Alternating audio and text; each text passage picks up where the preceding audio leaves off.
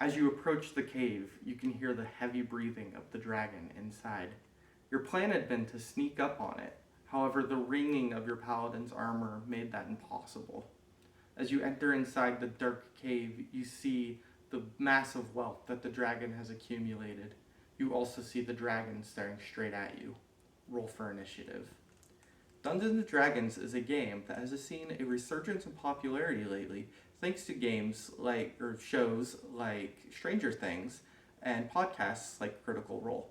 In this speech, I will try to convince you to take up the hobby by telling you the history of the game, how the game is played, and how to create a character. According to the Wizards of the Coast website, Dungeons & Dragons was created in 1974 by Dave Arneson and Gary Gygax. The game initially consisted of 3 playable classes: Fighter Man, Magic User, and Cleric, with Fighter Man being a sword user, Magic Man being a magician, and Cleric being a healer. Throughout the years, the game evolved, with new editions coming out every 5 to 10 years, to the point where we got to where we are today with 5th edition. 5th edition came out in 2013 and has 12 playable classes, along with multiple subclasses for each class, bringing the total number of options up from 3 in the original version to over 100 in the current version.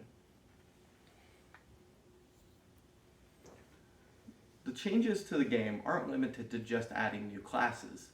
There were also the addition of new abilities and spells, along with the addition of new playable races such as tieflings and orcs, and the elimination of racial negatives, such as orcs having negative intelligence in the game.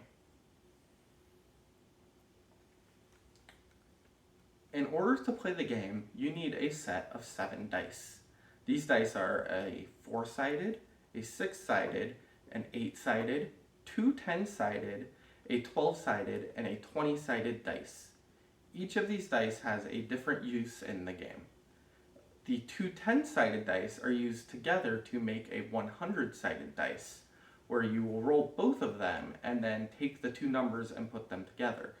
In the example on the screen, you have a 40 and a 0 rolled, which means that together they are a 40. When in combat, you will use your turn to take one of the following actions: attack, cast a spell, dash, dodge, disengage, or hide. Each of these actions come with you either rolling different dice or not rolling dice at all. The most common moves on your turn would be attacking or casting a spell, depending on your class. When you do that, you will roll a 20-sided die and add the appropriate modifier to see if the attack hits. If the attack hits, you will then roll the dice determined by the type of attack to see how much damage it does.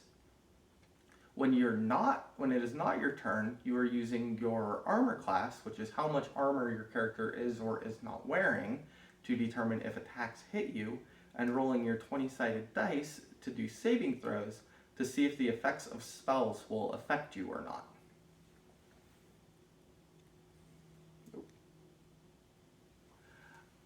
Out of combat is where you will roleplay your character. This is where you create a character backstory and act out your character. According to D.M. Ewalt's book, Of Mice and Men, there is no real winner in a D&D game. This is shown in the role-playing aspect, where players are encouraged to work together to try and win or accomplish a goal. You're not trying to beat your other players. The other most important part of playing the game is having a dungeon master or a DM. The dungeon master is the one responsible for creating the story of the game and role-playing the other characters. They're also responsible for understanding the rules, so that if a situation arises where a player is unaware of what they can or cannot do, the dungeon master is the ultimate arbiter of what is allowed in the game. To create a character, you will need the following items: a character sheet and a pencil, a copy of the player's handbook, and 4 6-sided dice. To start, you will look through the player handbook to see which player race and player class you want to do. In my example I'm going to be using, I will be making a human barbarian. Based on the choices you make for race and class, you might get different options at level 1. For instance, my human barbarian will get a feat at level 1, so I will get to look through the list of feats and choose one for my character. Other classes, such as clerics, get to choose their subclass at level 1, and some races get to choose abilities at level 1. You will then roll for your stats. To do this, you'll take the 4 6-sided dice, roll them, and subtract the smallest number. You will then add up the other numbers and write that down. You'll do that 5 more times, and you'll do that to determine your ability or your stats. Your stats being strength, dexterity, wisdom, intelligence, charisma, and constitution.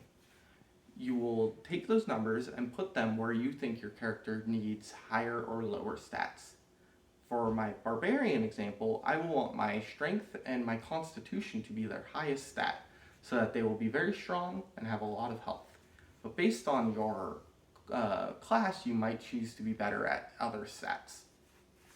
After that, you will choose a backstory for your character. The player handbook has a list of options for you, ranging from criminal to religious acolyte to entertainer. In my example, I'm going to choose my character to be a soldier.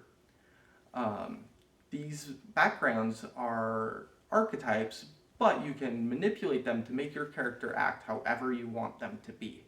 It's only limited by your own imagination. After you choose your player class, your background, and your race, you'll be able to use all those together to determine which items your character has. And after doing that, you will be able to fill out the rest of your sheet and have your character ready to play.